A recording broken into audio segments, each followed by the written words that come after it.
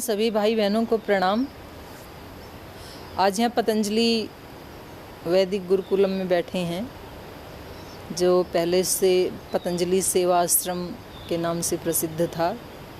तो केदारनाथ में जिन बच्चों को पतंजलि योगपीठ ने अडॉप्ट किया था, केवल वही बच्चे थे। अभी यहाँ पर लगभग 100 बेटियाँ भी वैदिक और आधुनिक दोनों प्रकार की शिक्षा ग्रहण कर रही हैं।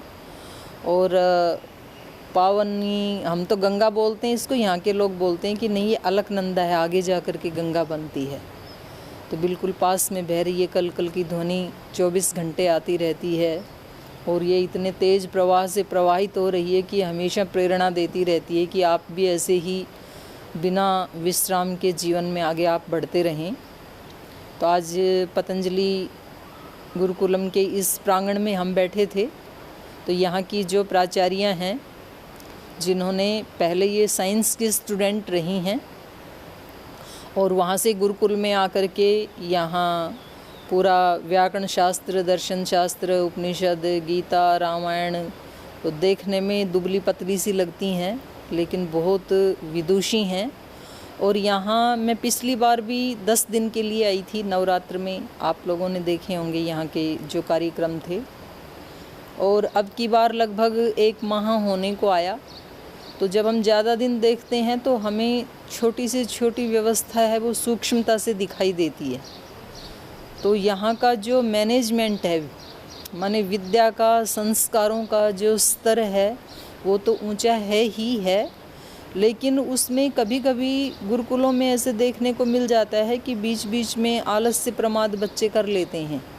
लेकिन मैं 1 महीने से देख रही हूँ कि यहाँ पर किसी भी नियम में, चाहे वो व्यायाम का समय है या प्राणायाम का समय है या यज्ञ का समय है या पढ़ाई का समय है, होमवर्क भी अपने इसी प्रांगण में बैठ के करते हैं। कभी भी किसी बच्चे को मिस नहीं देखा या लेट आते हुए नहीं देखा। तो इतनी और ऐसी दिनचर्या है, मतलब शायद आर्मी मैन्स की भी इतनी ज़्यादा सुव्यवस्थित और सुनियोजित दिनचर्या नहीं होती होगी। तो बड़ा रमणीय स्थान है ये। और निश्चित रूप से यहाँ जो निर्माण हो रहा है उससे पूरे देश को नहीं बल्कि पूरी दुनिया को भी बहुत लाभ होने वाला है। तो यहाँ बैठ कर के जो यहाँ की प्राचार्या हैं, पूज्य साध्वी देवश्रुति जी, तो वो कुछ पूछ रही थी मेरे से, हम बातचीत कर रहे थे आपस में। तो फिर लगा कि आपको भी शामिल कर लेते हैं। तो अभी पूज्य साध्वी श्रुति जी, आप जो पूछ रहे थे अपने प्रश्न को एक बार दोहरा दीजिए। पूज्य दीदी को मेरा बहुत बहुत प्रणाम। हम वेद के विषय में बहुत कुछ सुनते आते हैं। तो उस वेद में महामंत्र के नाम से सावित्री मंत्र या गायत्री मंत्र उसको कहें तो उसको बहुत ही महिमा मंडित किया जाता है। उसको बहुत तरीके से सभी लगभग जितने भी हिंदू धर्म के, सनातन धर्म के मत पंथ संप्रदाय हैं, सभी उसका जप अनुष्ठान आदि करते हैं। तो गायत्री से किसी का विरोध नहीं है, गायत्री से किसी का भी विरोध नहीं है। तो हम ये जानना चाह रहे थे कि इस गायत्री का कितना प्रभाव होता है, कितना कैसे कैसे, क्योंकि आपने भी बहुत ही गायत्री का अनुष्ठान, गायत्री की आराधना की हुई है। तो बहुत बार मन में ये प्रश्न होता है, क्योंकि आपने तो स्वयं वो किया हुआ है, तो आपके क्या अनुभव है गायत्री से, क्या गायत्री के जप करने से, अनुष्ठान करने से, अर्थ सहित जप आदि करने से क्या क्या उसके लाभ होते हैं, कैसे परिवर्तन होता है जीवन में? ये बहुत ही सुंदर प्रश्न है साध्वी जी का। और ये केवल आपका नहीं, मतलब ये वास्तव में ही इसके ऊपर जितना विचार, जितना चिंतन, जितना मनन किया जा सके उतना ही कम है। और हमारे पतंजलि योगपीठ में तो आपने पिछले दिनों देखा होगा, अभी इसी नवरात्र में श्रद्धेय आचार्य जी ने 1.25 लाख गायत्री मंत्र से आहुतियाँ दी। उससे पहले पिछले वाला जो नवरात्र था तो वहाँ केदारनाथ में जा कर के वहाँ 1.25 लाख आहुतियाँ दी।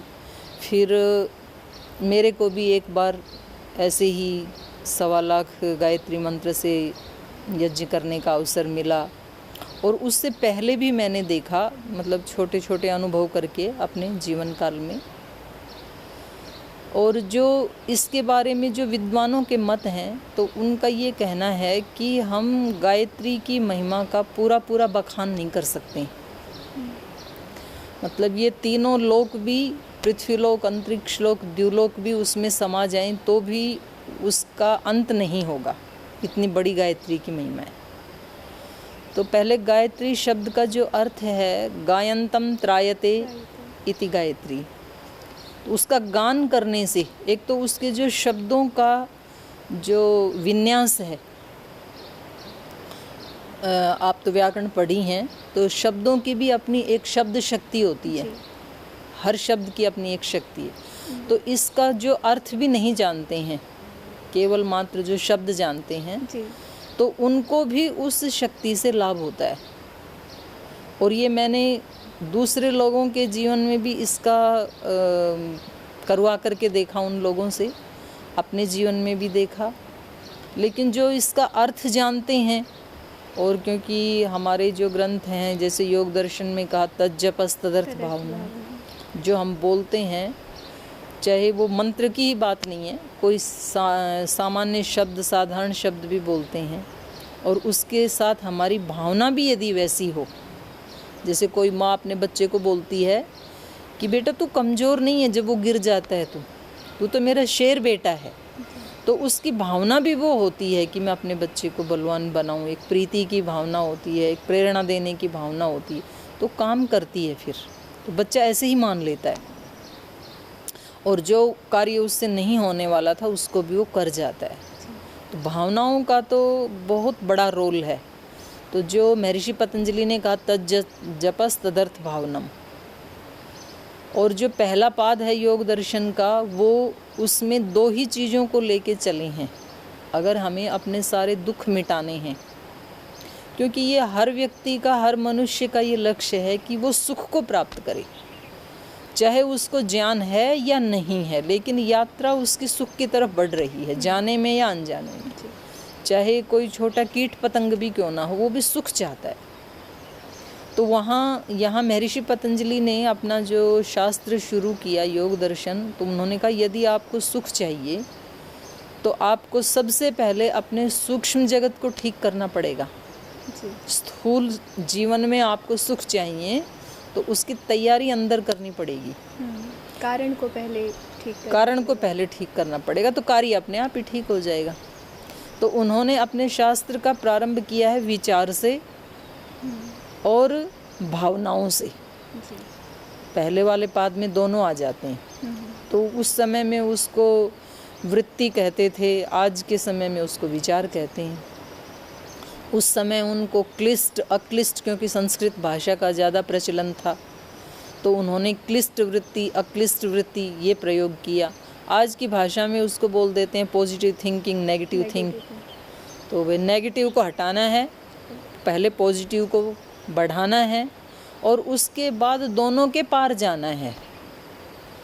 तो जो हमारी पॉजिटिव थिंकिंग है, हमारी अक्लिष्ट वृत्तियां हैं, वो भी फिर भावना पूर्वक होनी चाहिए, वैसा उसमें भाव भी हमारी संस्कृति में पॉजिटिव और नेगेटिव थिंकिंग के अतिरिक्त भी एक थिंकिंग है, या कहें कि उससे पार जाने की भी एक स्टेप है वो। हाँ, तो पॉजिटिव से हम डिवाइन में जाते हैं, डिवाइन थिंकिंग, जिसको श्रद्धेय स्वामी जी महाराज उच्च चेतना, ब्रह्म चेतना, गुरु चेतना, ऋषि चेतना, जो भी नाम देते हैं, फिर तो वो है। और फिर उसके भी पार गुणातीत, तो वहाँ भावनाओं का भी जिक्र किया, मैत्री, करुणा, मुदिता, उपेक्षा। यद्यपि कुछ विद्वानों का कहना है कि उपेक्षा कोई भावना नहीं होती है, उपेक्षा का मतलब उपेक्षा ही है, करने योग्य भावनाएं 3 ही हैं। तो ये जो हम गायत्री मंत्र के जाप की बात कर रहे हैं, या उससे आहुति आदि, यज्ञ आदि करने की बात कर रहे हैं, तो गायत्री मंत्र का उच्चारण और वैसी भावना, तो जब इन दोनों का कॉम्बिनेशन हो जाता है, व्यक्ति का विचार भी दिव्य हो, भावना भी दिव्य हो, तो फिर वो दिव्यता से दूर नहीं रह सकता है। और यदि कोई भावना नहीं भी कर पा रहा है, तो उस मंत्र मात्र के जप करने से ऐसे वाइब्रेशंस होंगे, हाँ, जो उसको पॉजिटिव थिंकिंग के लिए एक तरीके से प्रेरित करेंगे। हाँ, तो एक शक्ति तो आ ही रही है कम से कम। तो भाई चलो अभी अर्थ भी नहीं जानते हैं तो कोई बात नहीं, जैसे कोई गंगा जी के किनारे खड़ा है जी। उसको गंगा की महिमा का कुछ नहीं पता, जी। लेकिन उसको कोई धक्का मार दे तो उसका भी स्नान हो ही जाएगा। जी जी। तो उष्णता तो उसकी हट ही जाएगी कम से कम। और अगर उसको कोई छोटा मोटा चर्म रोग है और उस पानी में जो औषधीय गुण हैं तो उसका इफ़ेक्ट भी होगा ही।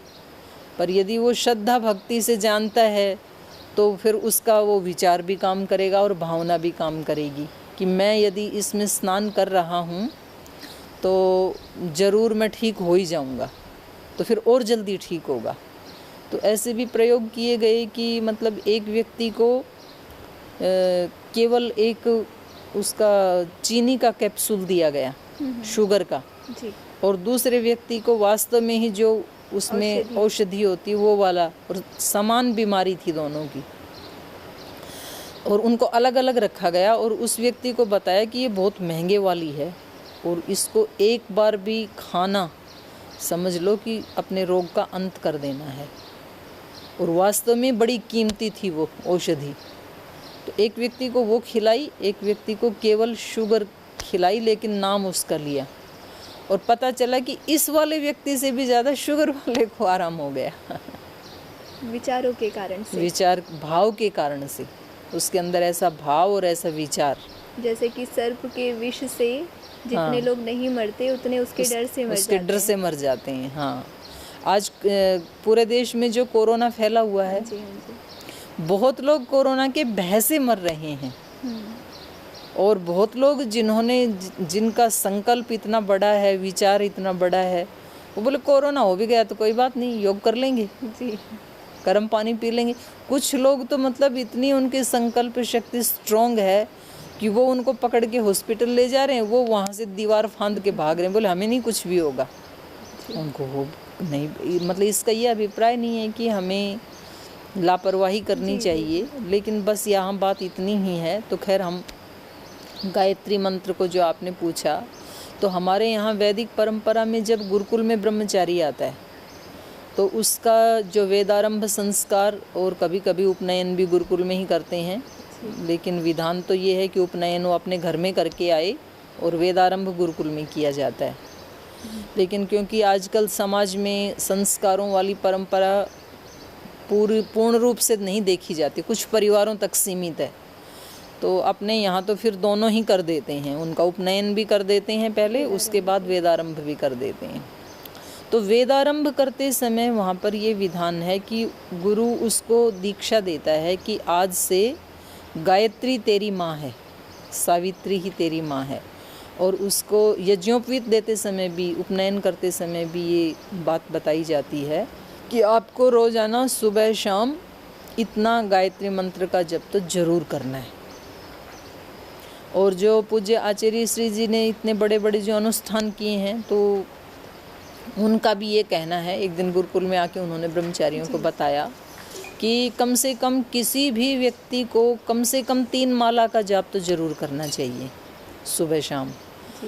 5 का करना चाहिए, 5 नहीं हो तो 3 का करना चाहिए, 3 भी नहीं है तो कम से कम 1 का ज़रूर करना चाहिए। और इसका जो अर्थ है वो भी यही है, भूर्भुवस्वः तत्सवितुः वरेण्यं भर्गो देवस्य धीमहि धियो यो नः प्रचोदयात्। अगर उससे हमारी धी का परिष्कार नहीं होता, बुद्धि शार्प नहीं होती, तो फिर तो विधान करना ही बेकार है, तो शास्त्री व्यर्थ हो जाता है फिर तो अब कुछ व्यक्तियों का, कुछ विद्वानों का ये मानना है कि भाई इस मानवता का यदि कोई सार निकाला जाए मनुष्य जाति का, तो इसका सार है ज्ञान। अगर ज्ञान नहीं है मनुष्य में तो फिर तो पशु जैसे ही है। और ज्ञान का भी सार निकाला जाए, क्योंकि ज्ञान तो अनंत है, ज्ञान तो ईश्वर का गुण है। ज्ञान का भी सार निकालें तो वो है वेद। वेद से बढ़ के कोई ज्ञान नहीं है। वेद ईश्वरीय ज्ञान है, ईश्वरीय ज्ञान है वो। ज्ञान तो सारा ही ईश्वर का ही है, पर वो अभिव्यक्त जहाँ से हुआ उसको हम वेदवाणी बोलते हैं। और जितने भी आज ज्ञान के नाम पे छोटे या बड़े ग्रंथ लोगों ने जो बनाई हैं, तो वहीं से ही कुछ थोड़ा थोड़ा लेकर के, उसकी किसी एक अंश का आधार लेकर के और उन्होंने उसको सजाने की कोशिश की है। तो वो ऐसा ही है कि जैसे हम इधर उधर से फूल तोड़ते हैं और फिर एक गुलदस्ता बना लेते हैं, तो जैसे यहाँ फूल खिले उसकी तो होड़ हम नहीं कर सकते, गुलदस्ता तो गुलदस्ता ही रहेगा। और जो एक ईश्वर ने अब ये सुंदर सा पौधा है, इसमें ये फूल ऐसे जगमगा रहे हैं जैसे दीप जलाए हों किसी ने। तो वेद का कोई सानी नहीं है, वेद की कोई बराबरी नहीं कर सकता कोई भी ग्रंथ। तो हम ज्ञान का भी सार यदि कहें तो वेद हैं, और फिर वेदों का भी यदि सार कहें तो वो गायत्री मंत्र है। और गायत्री मंत्र का भी सार कहें तो धियो यो नः प्रचोदयात्, हमारी बुद्धियाँ जो हैं वो सदा सन्मार्ग पर प्रेरित होती रहें। हाँ, इसके विषय में बहुत सारी पीछे कथाएं भी प्रचलित हैं कि इतना गायत्री का जप किया तो जो बुद्धिहीन थे या जिनकी बुद्धि बहुत मंद थी, उनकी बुद्धि भी इतनी अच्छी हो गई कि उन्होंने बड़े पूरे ग्रंथ रच डाले, बड़ा इतना कार्य किया। हाँ, तो इसमें महर्षि पाणिनि के विषय में भी ऐसे सुना, और किसी और एक कोई कवि हैं उनके बारे में भी मैंने ऐसे सुना कि उनके आश्रम में जब वो रहते थे तो उनको कहा गया कि आपकी बुद्धि ज़्यादा नहीं चलती है, और वो किसी उस पे पहाड़ पे जा कर के बैठ गए और उन्होंने गायत्री की शरण ली, और फिर उनका जो चमत्कार हुआ बुद्धि में, तो पूरा एक ग्रंथ ही रच के गुरुजी के पास लाई कि गुरु, तो उन्होंने कहा कहाँ से चुरा के लाए हो? तो उन्होंने कहा कहीं से भी नहीं चुराए, तो मैंने खुद रचा है। जो व्यक्ति एक शब्द भी याद नहीं कर पा रही थी, सकता था, उस व्यक्ति ने ग्रंथ लिख दिया। हाँ, पूरा ग्रंथ रच डाला। तो फिर उनसे पूछा गया कि बताओ, क्योंकि वो सूत्र रूप में लाए थे, ऋषि सूत्रों में ही बोलते हैं जी। तो उन्होंने पूरा बता दिया उसका जो सिस्टम था कि इस सूत्र का। तो ऋषि वो चकित हो गए कि ये हुआ कैसे ये चमत्कार। तो उन्होंने कहा कुछ नहीं, बस आपको साक्षी मान के, ईश्वर को साक्षी मान के कि आप तो ज्ञान के भंडार हैं, और मैंने गायत्री माता की शरण ली और इससे चमत्कार हो गया। तो हमारे भी यहाँ बच्चों को भी इसलिए कहते हैं कि भाई आज से गायत्री आपकी माँ है, तो सा जननी इव रक्षति, जननी इव कल्याणी भवति, ऐसे वाक्य आते हैं। तो ये कैसे हमारा परित्राण करती है, इसका क्या अद्भुत परिणाम जीवन में आते हैं। तो मैं इससे पहले ये बताना चाह रही थी कि इसी गायत्री मंत्र को सावित्री मंत्र भी कहते हैं। और श्री अरविंद जो एक बहुत बड़े योगी हुए हैं जी, उन्होंने इस सावित्री नाम से एक बहुत बड़ा ग्रंथ रचा है। तो खैर वो बहुत उच्च चेतना में लिखा गया, वास्तव में ही उसको समझने के लिए व्यक्ति की एक ऊंची चेतना होनी। जैसे हमारे वेद हैं, तो सामान्य चेतना में वेद का अर्थ नहीं समझ में आएगा। जैसे गीता में भगवान कृष्ण कहते हैं कि मैंने ये गुह्य से गुह्यतर गुह्यतम ज्ञान जो तेरे को दे रहा हूँ, तो ये तेरे को सामान्य दृष्टि से समझ में नहीं आएगा जी।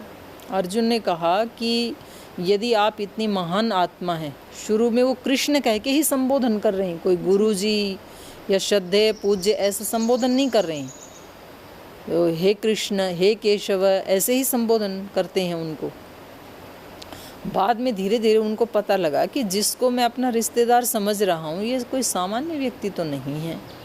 तो फिर उन्होंने कहा कि मेरे को थोड़ा डाउट है, आप अपना विभूति रूप दिखाओ मेरे को।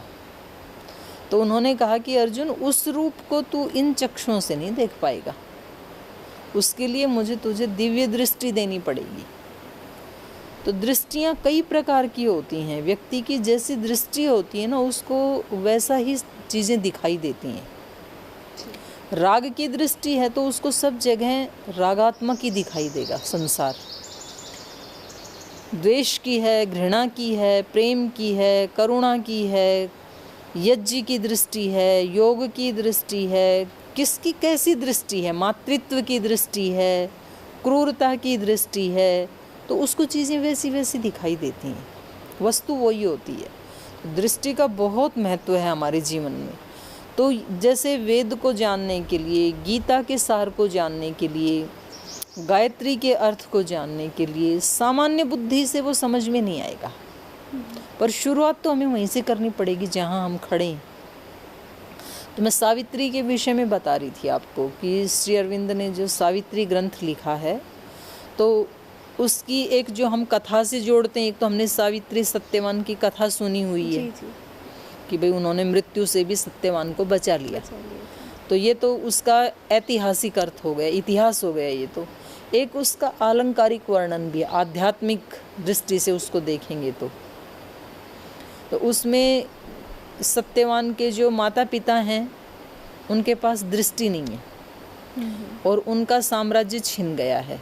पहले वो राजा होते थे, लेकिन जिस भी कारण से, उनके प्रमाद से या जैसे भी, अब उनके पास दृष्टि भी नहीं है, वो अंधे भी हो गए हैं और उनका राज्य भी छिन गया, वो अरण्य में है। और सत्यवान जो है वो उनका बेटा वो मृत्यु के पंजे में जकड़ा हुआ है, मृत्यु को प्राप्त नहीं हुआ, लेकिन मृत्यु उसके सामने खड़ी है कि 1 वर्ष के बाद वो समाप्त हो जाएगा। हाँ, और सावित्री आकर के फिर वो घबराती नहीं है, उसको भी मालूम है कि ये मृत्यु के जबड़े में है, और वो आकर के उसको बचा लेती है, मृत्यु को परास्त कर देती है और वो अमर हो जाता है। और उसके बाद उसके माता पिता को भी दृष्टि मिल जाती है, उनको साम्राज्य भी मिल जाता है, और जो भी सुख सुविधाओं से संपन्न वरदान हो सकते हैं उस सब सारा कुछ उनको मिल जाता है। तो ये पूरा का पूरा अपने अंदर का ही वर्णन है। हमारा जो इस समय का जो मन है, जो हम जिस भी राग द्वेष आदि से युक्त होकर के कर्म कर रहे हैं, शरीर मन इंद्रियां आदि, ये सत्यवान है जो मौत के मुख में जबड़े में है। कभी भी मतलब उसको मृत्यु आ सकती है, परिवर्तनशील है, कभी भी उसका नाश हो सकता है। मन का, इस मन का और मन से जुड़ी हुए जो इंद्रियों के विषय हैं, ये स्थूल शरीर है और इसके विषय हैं, तो ये जो है, लेकिन ये बेटा किसका है राजा का। हाँ जी। पर ये इसकी ये हालत क्यों हुई कि ये मृत्यु को के उसमें सिकंजे में है? क्योंकि इसने अपने उस जो इसका राजा वाला स्वरूप था वो इसका छिन गया और इसको पता भी नहीं है। क्योंकि जहाँ से इसको मिलना था, तो ये जो राग द्वेष है ना, ये इसने अंधा कर दिया। ये अंधापन है जो हमारे दोष हैं। माने इसको मन को अपनी ऊंची चेतना का पता नहीं, जो हम इसमें गायत्री मंत्र में मांग रहे हैं ना, धियो यो न प्रचोदयात। तो जो साधारण हमारी बुद्धि है, करण एक ही है अंदर वाला, और उसको ही हम जैसे जैसे उसके कार्य हैं तो उसको 4 विभाग कर देते हैं। संकल्प विकल्प करता है तो उसको मन कह देते हैं, और जिसमें संस्कार हैं तो उसको चित्त कह दिया, और जो निर्णय करने वाली शक्ति है तो बुद्धि कह दिया, और एक अपनी आइडेंटिटी उसने बना ली, मैं ऐसा, उसको अहंकार कह दिया। कारण एक ही है लेकिन वो, तो ये अंधा कैसे हुआ, इसकी दृष्टि कहाँ चली गई? तो ये जो दोष हैं राग द्वेष आदि, इन्होंने इसको अंधा किया है, और इन्होंने ही इसको मृत्यु के उसमें शिकंजे में मतलब कसा हुआ है। और मृत्यु का एक अर्थ दुख भी होता है, मृत्यु का अर्थ केवल विनाश ही नहीं होता है। तो जो भी हमारे जीवन में दुरित हैं, दुख हैं, तनाव हैं, विषाद हैं, तो ये सारे मृत्यु ही हैं। अब इससे कौन बचाए? व्यक्ति को पता है कि मैं हमेशा, मतलब मेरी स्थिति ऐसी है कि कोई छोटी सी बात कह करके भी मेरे को दुखी कर जाता है, कोई छोटी सी भी कोई प्रलोभन दे के मेरे को सुखी कर देता है। तो व्यक्ति को पता है मैं फंसा हुआ हूँ, अब ये निकले कैसे? तो इसका एकमात्र उपाय है सावित्री। और जो शिष्य आता है गुरु के पास, वो भी अज्ञान का प्रतीक है। तो अब हमारे यहाँ समित पाणी होके शिष्य आता है, समिधाएं हाथ में लेके। समिधाएं हाथ में लेने का क्या अर्थ है यहाँ पे? समिधा है सूखी लकड़ी जी, मतलब उसमें अग्नि तो है जी, लेकिन प्रसुप्त है वो जी जी। और गुरु जो है वो है अग्नि, तो सूखी लकड़ी को अग्नि में डालेंगे तो वो अग्नि स्वरूप हो जाएगी। हाँ, उसका अपना जो लकड़ी वाला स्वरूप था वो लुप्त हो जाएगा। तो जो शिष्य आया है उसके अंदर भी वही आत्मा है, वही दिव्यता है, वही ज्ञान है, लेकिन प्रसुप्त है। तो गुरु रूपी अग्नि के साथ जब उसका संबंध होगा तो वो ज्ञान रूप ही हो जाएगा। तो इसलिए अब गुरु को इसका अंधकार नष्ट करना है। गुरु को ये जो सत्य है, वास्तव में सत्यवान, सत्य वाला, तो ये तो हो गया हमारा बुद्धि तत्व या हमारा उच्च चेतना वाला जो मन है, जिसको श्री अरविंद अतिमानस बोलते हैं। और जो बुद्धि की हमारी ऋतंभरा प्रज्ञा है, इसका नाम है सावित्री, माने विवेक ख्याति जिसको योग दर्शन में कहा, वो हमें इससे बचा सकती है। और उसका उपाय है वैराग्य और अभ्यास। राग और द्वेष से जो बुद्धि ऊपर उठ चुकी है और प्रत्येक वस्तु को यथार्थ रूप में देखती है, वो बुद्धि ही हमें बचा सकती है। वो बुद्धि हमें बचा सकती है। तो इसलिए सत्यवान को जंगल में जाने की क्या ज़रूरत है जी। तो वो वैराग्य और अभ्यास का प्रतीक है जी। कि व्यक्ति को जितना जितना वस्तुओं से राग कम होता जाएगा, क्योंकि हमारी सारी समस्या ये है कि हम हर चीज़ को जो है ना पकड़ लेना चाहते हैं। संबंधों में भी हम एक दूसरे को पकड़ लेना चाहते हैं कि ये मेरे पति हैं, पत्नी हैं, माता पिता हैं, तो ये सबसे ज़्यादा मेरे से ही प्रीति करें। अगर घर में सगे बच्चे भी हैं ना, तो उनको भी ये लगता है कि छोटे वाले से शायद ज़्यादा करते हैं, शायद बड़े वाले से ज़्यादा करते हैं। आप यहाँ गुरुकुल में रहते हैं तो कुछ बच्चों को लगेगा आचार्य जी इनसे ज़्यादा ही ध्यान रखती हैं, इनका हमारा कुछ कम रखती हैं। तो ऐसे व्यक्ति को लगता है, क्योंकि व्यक्ति का ये स्वभाव जन्म जन्मांतरों से हमने बना लिया कि हम हर चीज़ को मतलब पकड़ लेना चाहते हैं, क्योंकि कहीं ना कहीं हम अपूर्णता महसूस करते हैं।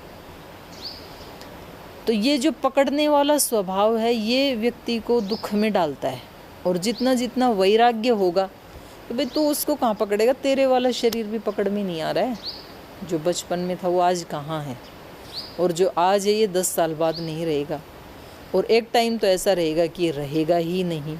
तो जब ये वाला भी तेरा नहीं है तो दूसरी वस्तुएं और दूसरे व्यक्ति तेरे कैसे हो सकते हैं। पूरा जीवन व्यक्ति इसी मिथ्या में जीता रहता है कि ये सब कुछ मेरा है, और इसीलिए पकड़ता है। तो कभी गाड़ी लाता है, उसी से दुखी और सुखी होता रहता है। मोबाइल लाता है, गाड़ी लाता है, खिलौने लाता है, डेकोरेशन का सामान लाता है। 5 साल पहले जो डेकोरेशन किया था घर में, आज वो सामान कहाँ है। तो एक बार ला के उसको सजाते हैं, अगली दिवाली पे उसको सफाई करके कबाड़ी को दे देते हैं। तो आज जो कबाड़ है वो 2 साल पहले भी कबाड़ी था, लेकिन हमारी दृष्टि उस दिन उसको सुंदरता देख रही थी, आज उसको कबाड़ देख रही है। जो बचपन में खिलौने थे, गुड़िया थी, उसको साथ लेकर के सोते थे, आज कहाँ है वो गुड़िया। बोले पता नहीं, वो तो कहाँ चली गई, कहीं टूट फूट गई होगी। तो ये सारा बस हम पूरा जीवन भर जो है वो चीज़ों को पकड़ते रहते हैं। तो वैराग्य जितना जितना होगा, व्यक्ति को ये ज्ञान होगा, और फिर उसका अभ्यास करना रोज़ के जीवन में। मतलब हमें भागना नहीं है कहीं भी, सब व्यक्तियों के साथ भी संबंध निभाना है, सब वस्तुओं को भी पकड़ के रखना है, मतलब उनका सदुपयोग करना है, लेकिन अंदर से कहीं ना कहीं अनासक्ति का भाव होना चाहिए। अगर हमें इस सृष्टि का सही उपयोग करना है, जिसके लिए भगवान ने हमें यहाँ भेजा है, तो सबसे पहले हमें अपने मन को ठीक करना होगा, और उसके लिए उस विवेक ख्याति को प्राप्त करने के लिए जो सावित्री की बात मैं कह रही थी, तो उसके लिए वैराग्य और अभ्यास दूसरे उसमें शब्दों में बताया योग दर्शन में जी। तो हमें उसका अभ्यास करना पड़ेगा। तो वो हम अपने दैनिक जीवन में उसका अभ्यास करें। और ये सारी सृष्टि भी यही संदेश दे रही है। अभी हम भंवरे को घूमते हुए देख रहे थे, सबका रस ले रहा है, लेकिन किसी भी चीज़ को दूषित नहीं कर रहा है। पशु पक्षी सारे इसी सृष्टि में रहते हैं, लेकिन इस प्रकृति को बिगाड़ते नहीं है वो।